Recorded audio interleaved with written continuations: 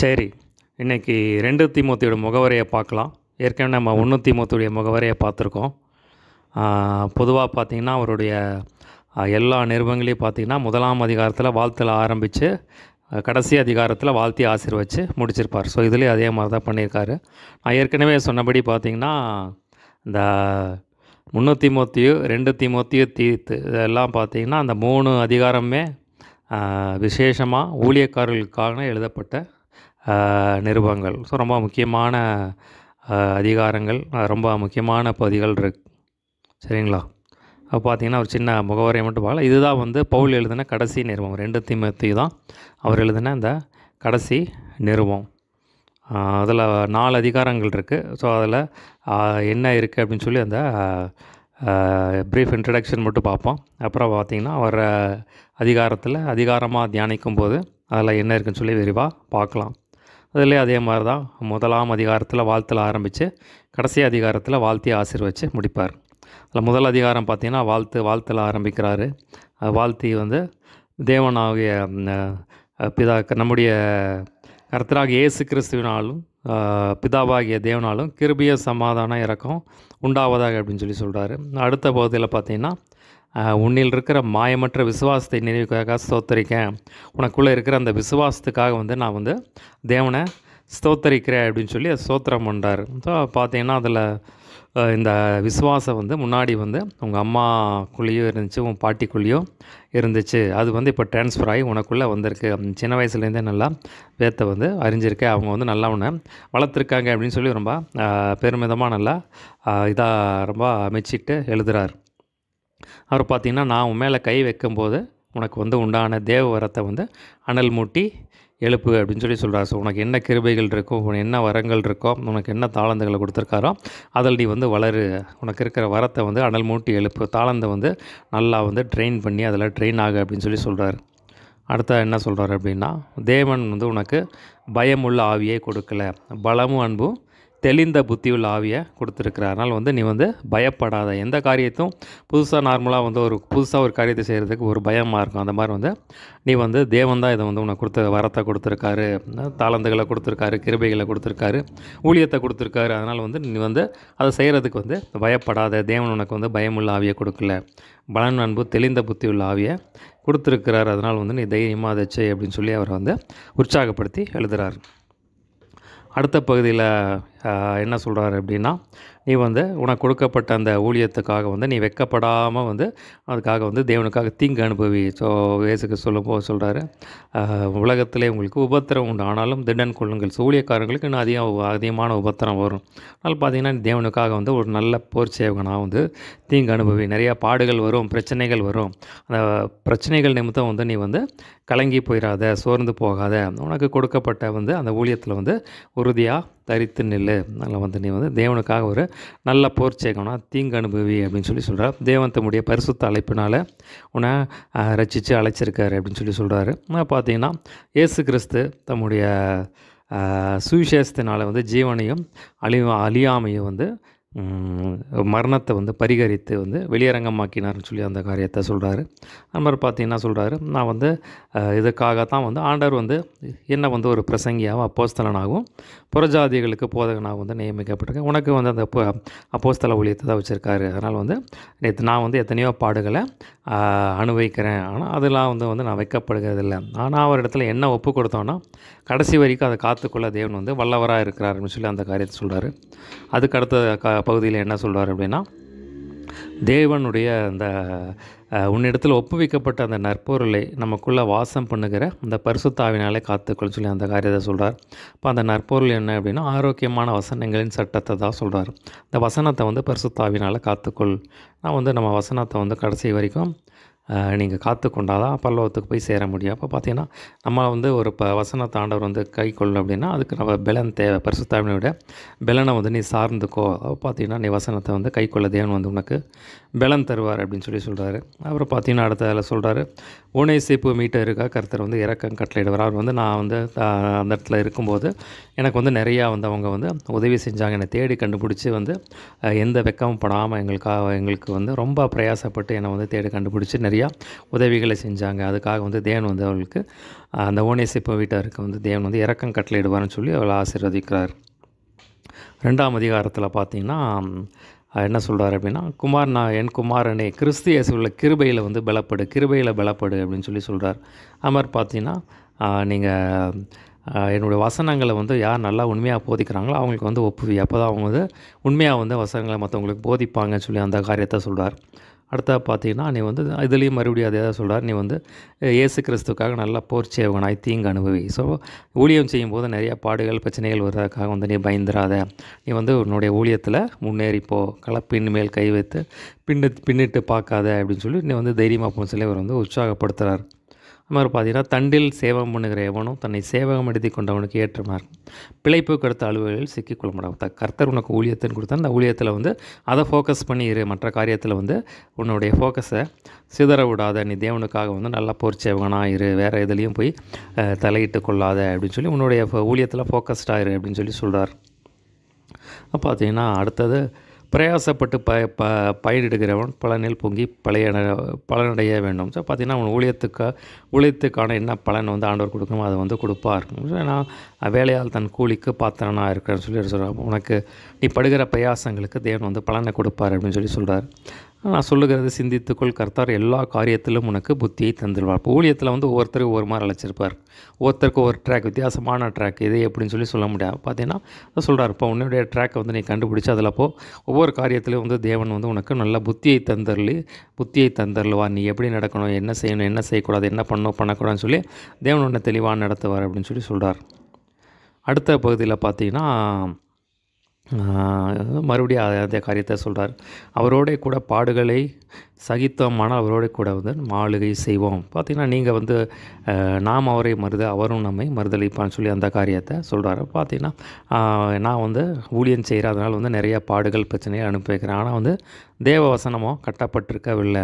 தேவவசனம் பாட்டுக்கு போயிட்டே தான் இருக்குது. ஆனால் எனக்கு வந்து நிறையா பாடுகள் பிரச்சனைகள், ஒரு குற்றவாளி போல தான் நான் இருக்கேன். அதனால் வந்து நிறையா பாடுகள் பிரச்சனையை அனுபவிக்கிறேன். நீ அதே மாதிரி வந்து நீ அதே மாதிரி சகித்து வந்து நம்ம அவரோட கூட பாடுகளை அனுப்பிச்சு அவரோட கூட நம்ம வந்து ஆளுகை செய்வோம். ஒரு ஆளுகை இருக்குது அப்படின்னு சொல்கிறார்.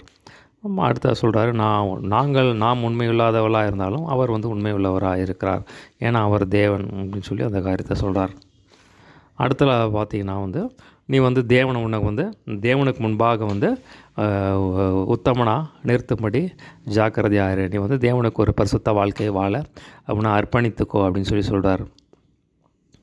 அடுத்த பகுதியில் என்ன சொல்கிறார் அப்படின்னா, சீர்கேடான வீண் பேச்சுகளுக்கு விலகி இரு. பார்த்தீங்கன்னா நிறையா கள்ள போதகர்கள் வந்து நிறைய பேருடைய தங்களுடைய கள்ள போதகத்தினால் நிறைய பேருடைய விசுவாசத்தை கெடுத்து போட்டிருக்காங்க. அதனால் வந்து நீ வந்து கள்ள போதகர்களுக்கு எச்சரிக்கையாக இரு. சீர்கேடான வீண் பேச்சுகளுக்கு விலகி இரு. நீ வந்து ஜாக்கிரதையாக இரு அப்படின்னு சொல்லி அந்த காரியத்தை சொல்கிறார்.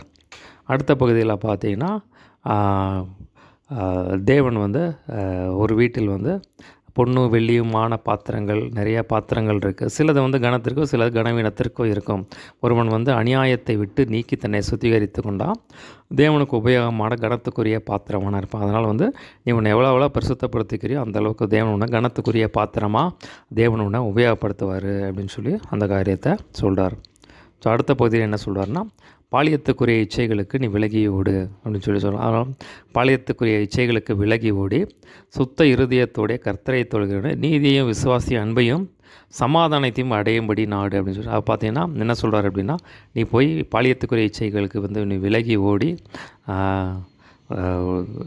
ஒரு நல்ல ஐக்கியத்தில் வந்து உன்னை இணைத்துக்கொள். அதில் வந்து நீதியையும் விசுவாசத்தையும் அன்பையும் சமாதானத்தை அடையும்படி நாடு அப்படின்னு சொல்லி அந்த காரியத்தை சொல்கிறார். அப்போ வந்து இச்சைகளுக்கு நீ வந்து விலக்கி காத்துக்கொள்ளலாம் அப்படின்னு சொல்கிறார்.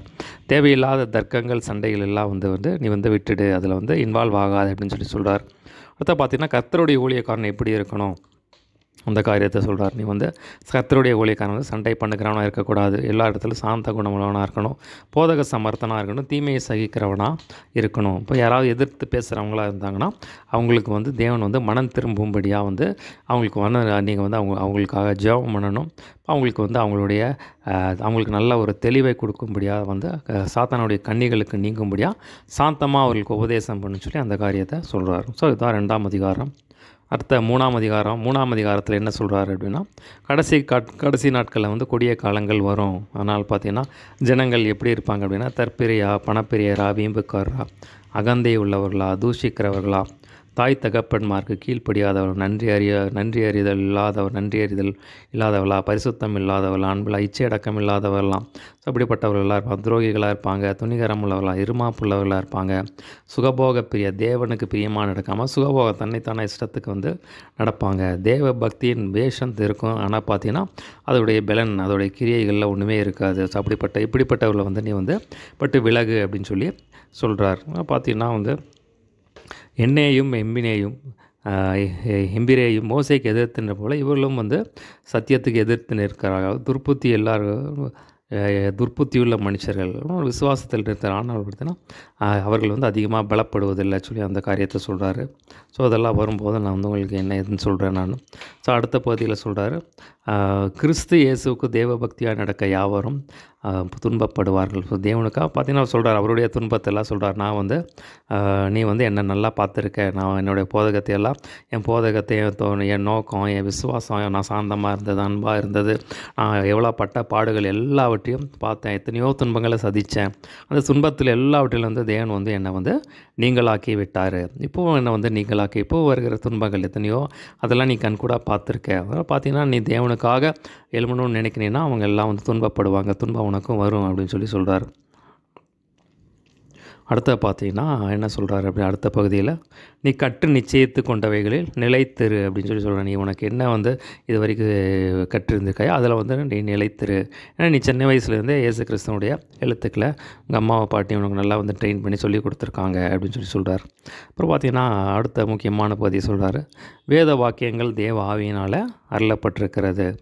தேவனுடைய மனுஷன் தேறினவனாக எந்த நற்கையும் செய்ய தகுதி உள்ளவனும், உபதேசத்துக்கும் கடிந்து கொள்ளுதலுக்கும் சீர்திருத்தலுக்கும் நீதியை படிப்புதலுக்கும் பிரயோஜனம் உள்ளதாக இருக்கிறது. ஸோ தேவ வாக்கியங்களின் பிரயோஜனம் என்ன, அது என்னென்ன செய்யும் அப்படின்னு சொல்லி அந்த தேவ வசனம் தான் அவனை ஒருத்தனை தகுதிப்படுத்தும், எதை செய்யவும் உன்னை வந்து தகுதிப்படுத்தும், ஆயத்தமாக்கும் அப்படின்னு சொல்லி சொல்கிறார். ஸோ அதில் உபதேசம் உண்டு, கடிந்து கொள்ளுதல் உண்டு, சீர்திருத்தல் உண்டு, நீதியை இப்போ சொல்லித்தருகிற காரியங்கள் உண்டு. இதைப்படியாக வந்து நீ வந்து உன்னை மாற்றி அமைச்சுக்கோ, தேவ வசனத்துக்கு உன்னை முழுவதுமாக ஒப்புக்கூடு, சரண்டர் பண்ணி அதை ஏற்றபடி நட அப்படின்னு சொல்லி சொல்கிறார். 4ஆம் அதிகாரத்தில் பார்த்தீங்கன்னா என்ன சொல்கிறாருன்னா, இயேசு கிறிஸ்து தான் வந்து நம்மளை வந்து நியாயம் தீர்க்கிறவர், இயேசு கிறிஸ்து நம்மை நியாயம் தீர்க்கிறவர். ஸோ அந்த காரியத்தை சொல்கிறாரு. அப்புறம் சமயம் வாய்த்தாலும் வாய்க்காவிட்டாலும் ஜாக்கிரதையாக திருவசனத்தை பிரசங்கம் பண்ணு. ஸோ எல்லார் இடத்துலையும் நீடிய சாந்தத்தோடு உபதேசத்தோடும் கண்டன பண்ணி கடிந்து கொண்டு புத்தி சொல்லுன்னு சொல்லி சொல்கிறப்ப சத்தியத்தை வந்து சத்தியமாக சொல்லு அப்படின்னு சொல்லி, சத்தியத்தில் வந்து பச்சைப்பாதம் பண்ணாத, அதில் வந்து எந்த கலப்பு கலந்துராத, சத்தியத்தை சத்தியமாக சொல்லு, பசங்க எப்படின்னா இப்படி தான் சொல்லு அப்படின்னு சொல்லி மற்றவர்களுக்காக அட்ஜஸ்ட் பண்ணி போகாதேன்னு சொல்லி அந்த காரியத்தை சொல்கிறாரு. நிறைய பேர் பார்த்திங்கன்னா கடைசி காலத்தில் வந்து சத்தியத்தை விட்டு விலகி கட்டுக்கதைகளுக்கு சாய்ந்து போகும் காலம் வரும். நிறைய பேர் வந்து தன்னுடைய சுய இச்சைகளுக்கு ஏற்ற போதகர்கள், தங்களுக்கு அட்ஜஸ்ட் பண்ணி போகிற, நாங்கள் என்ன செஞ்சாலும் சரி அதை ஒத்துக்கொள்கிற, சாய்ந்து போகிற கண்டுக்காத பாஸ்டர்களை வந்து தெரிஞ்சு கொள்வாங்க. அப்படின்னா அதில் வந்து நீ எச்சரிக்கையார் அப்படின்னு சொல்லி சொல்கிறாரு. நீயோ எல்லாவற்றிலும் மனத்தெளிவினா தீங்கு அனுபவி சுசேஷகனுடைய உழைச்சியும் ஊழியத்தை நிறைவேற்று. ஸோ இதில் பார்த்திங்கன்னா அதான் சொல்கிறார், அடிக்கடி பார்த்திங்கன்னா அவனுக்கு தீங்கு அனுபவி ஊழியத்தை நிறைவேற்று, அதில் வந்து ட்ரெயின் ஆகு, அதிலே கான்சன்ட்ரேட் பண்ண சொல்லி அந்த காரியத்தை வந்து திரும்ப அதில் சொல்கிறத நம்ம பார்க்குறோம். அடுத்த பகுதியில் பார்த்திங்கன்னா நல்ல போராடினேன், ஓட்டத்தை முடித்தேன், விசுவாசத்தை காத்துக்கொண்டேன். அவர் சொல்கிறார், நான் வந்து வெற்றிகரமாக என்னுடைய ஓட்டத்தை முடிச்சிட்டேன். வந்து கொஞ்ச நாளில் வந்து நான் மரணத்தருவாயில் இருக்கேன், நான் கொஞ்ச நாளில் நான் சாக போகிறேன். நான் பார்த்தீங்கன்னா என்னுடைய ஊழியத்தை வெற்றிகரமாக முடிச்சிட்டேன், நல்ல போராட்டம் போராடினேன், ஓட்டத்தை முடித்தேன். பார்த்திங்கன்னா எனக்கு வந்து தேவன் வந்து மரித்த பிறகு நீதியின் கிரீடத்தை எனக்கு தருவார்.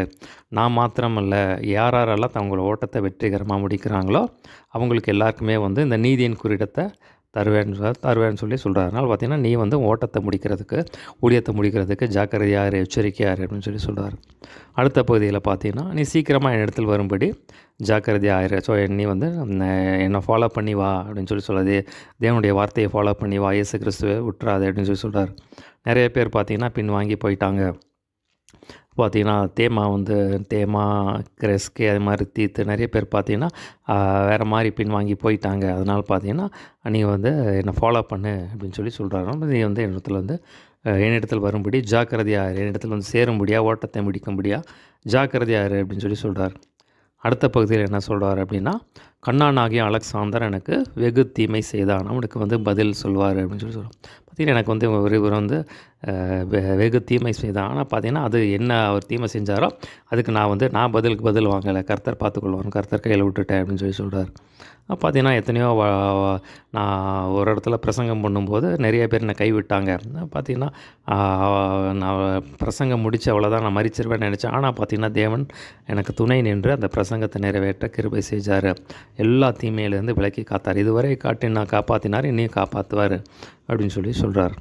அடுத்த பார்த்தீங்கன்னா கடைசியாக வந்து வாழ்த்தி முடிக்கிறார், வாழ்த்தி ஆசீர்வதித்து முடிக்கிறார். பார்த்தீங்கன்னா கர்த்தராகிய இயேசு கிறிஸ்து உன் ஆவியுடனே கூட இருப்பாரா, கிருபை உங்களோட இருப்பதாக சொல்லி வாழ்த்தி ஆசீர்வதித்து முடிக்கிறார். சரிங்களா? ஸோ இதுதான் அந்த இதனுடைய முகவரை. சரிங்களா? அதில் இருக்கிற முகவரை திருப்பி கேளுங்க. நான் மெயினாக வந்து ரொம்ப அவுட்லைன், ரொம்ப பேக்ரவுண்டு அந்த மாதிரியான சுச்சுவேஷன்லாம் போகிறேன். ரொம்ப அந்த கோர் மட்டும்தான் எடுத்திருக்கேன் நான். சரிங்களா? மோஸ்ட்லி என்னோடய எல்லா பிரசங்கங்களில் பார்த்திங்கன்னா அந்த கோர் என்ன தேவை அதை மட்டும்தான் வந்து டச் பண்ணிட்டு போகிறேன் நான். சரிங்களா? அந்த ரொம்ப பேக்ரவுண்டு அந்த சிட்டிஸு பின் இது என்னது தேவையானதை மட்டும்தான் டச் பண்ணுறது. குறிப்பாக தேவன் நமக்கு என்ன சொல்ல வர்றார், அந்த வசனத்துக்கு நம்ம எப்படி கீழ்ப்படியணும் அதுதான் மோஸ்ட்லி வந்து பேஸ் பண்ணி டச் பண்ணி போகிறேன். அதில் பார்த்திங்கன்னா நம்ம அடிக்கடி பார்க்குறோம், நீ வந்து தேவனுக்காக தீங்கு அனுபவி, வரத்தை வந்து அனல் மூட்டி எழுப்பு, ஊழியத்தை நிறைவேற்று, ஓட்டத்தை நீ பரிசுத்தமாக உன்னை காத்துக்கோ, அதுதான் வந்து இந்த இடத்துல சொல்கிறார். வச்சுங்களா? அதெல்லாம் ரொம்ப முக்கியமாக அவர் ஸ்ட்ரெஸ் பண்ணி சொல்கிறது பார்த்திங்கன்னா, உன்னுடைய வரத்தை அனல் மூட்டி எழுப்பு, வந்து உனக்கு கொடுக்கப்பட்ட தாளந்தில் வந்து நீ அதிலே ஃபோக்கஸ்டாக இரு, தேவனுக்காக வந்து பாடுகள் வரும், ஆனால் வந்து பின்வாங்கி போயிடாத, அதனால் வந்து நீ தேவனுக்காக நெல்லு அப்படின்னு சொல்லி நீ வந்து தேவனுக்கு மேலே உன்னை உத்தமனாக நிறு, உன்னை அநியாயத்தை விட்டு பரிசுத்தமாக காத்துக்கோ, அதில் ஃபோக்கஸ்டாக இரு. அப்போ பார்த்திங்கன்னா தேவன் உன்னை கனத்துக்குரிய பாத்திரமாக மாற்றுவார். கர்த்தருடைய ஊழியக்காரனா சண்டை பண்ணாதவனா வந்து என்ன வந்து தீமையை சகிக்கிறவனா இரு அப்படின்னு சொல்லி சொல்கிறாரு. பார்த்திங்கன்னா நீ அதில் உறுதியாக இரு, தேவவசனத்தை உறுதியாக படிச்சுக்கோ, சத்தியத்தை சத்தியமாக சொல்லு அப்படின்னு சொல்லி சொல்கிறார். உன் ஊழியத்தை நிறைவேற்று, நல்ல தேவனுக்காக தீங்கு அனுபவி, ஓட்டத்தை வந்து வெற்றிகரமாக நான் முடித்ததை மாதிரி நீ இடத்துல வர ஜாக்கிரதைப்படு அப்படின்னு சொல்லி சொல்கிறார். தேவ கிருபையோடு இருக்கட்டும் அப்படின்னு சொல்லி சொல்கிறார். சரிங்களா? ஒரு சின்ன ஜெபமணி முடிச்சிடலாம். ஏசப்பா, நீர் எங்களோடு பேசின வார்த்தைக்காய் நன்றி ஆண்டவரே. ஏசப்பா, சொல்லப்பட்ட அந்த வார்த்தைகளுக்காய் நன்றி, இந்த முகவரைக்காய் நன்றி. இது அநேகருக்கு பிரயோஜனமாக இருக்க கர்த்தர் கிருபை செய்யும், நாம் மாத்திரம் மையப்படட்டும் ஆண்டவரே. துதிகன மகிமை அவனுக்கே செலுத்துகிறோம். இயேசு நாமத்தில் எல்லாவற்றும் கேட்குறோம் ஜீவன் நல்ல பிதாவே, ஆமேன்.